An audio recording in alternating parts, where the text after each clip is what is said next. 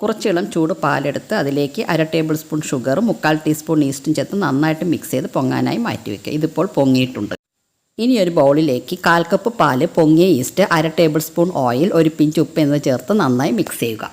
ഇനി ഇതിലേക്ക് 3/4 കപ്പ് മൈദ ചേർത്ത് നന്നായി കുഴച്ചെടുക്കുക. ഇത് ആദ്യം കുഴയ്ക്കുമ്പോൾ കുറച്ച് ഒട്ടുന്ന പരുവത്തിലാണ് ഇരിക്കുന്നത്. അങ്ങനെ തന്നെ വേണം. ഇതൊരു 10 മിനിറ്റ് കുഴച്ചെടുക്കുമ്പോൾ ശരിയാകും.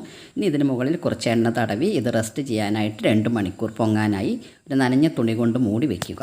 1/2 കപ്പ് തേങ്ങ ചിരുകിയത്, കുറച്ച് കാഷ്യൂനട്ട് നുറുക്കിയത്, കുറച്ച് കിസ്മസ്, 1/4 കപ്പ് ട്യൂട്ടി ഫ്രൂട്ടി, ആവശ്യത്തിന് മധുരം, ഒരു പിഞ്ച് ഉപ്പ്, കുറച്ച് ഏലക്ക പൊടിച്ചെടുത്തത്, 1 ടീസ്പൂൺ നെയ്യ് എല്ലാം കൂടി ചേർത്ത് നന്നായി മിക്സ് ചെയ്ത് ഇതിനുള്ളിലുള്ള ഫില്ലിങ് തയ്യാറാക്കുക.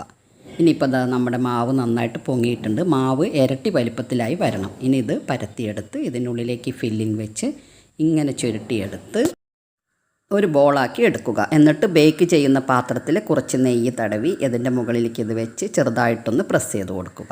എന്നിട്ടിത് പൊങ്ങാനായിട്ടൊരു 10-20 മിനിറ്റ് മാറ്റി വയ്ക്കുക. അതിനുശേഷം ഇതിൻ്റെ മുകളിൽ കുറച്ച് പാല് തടവി കൊടുക്കുക.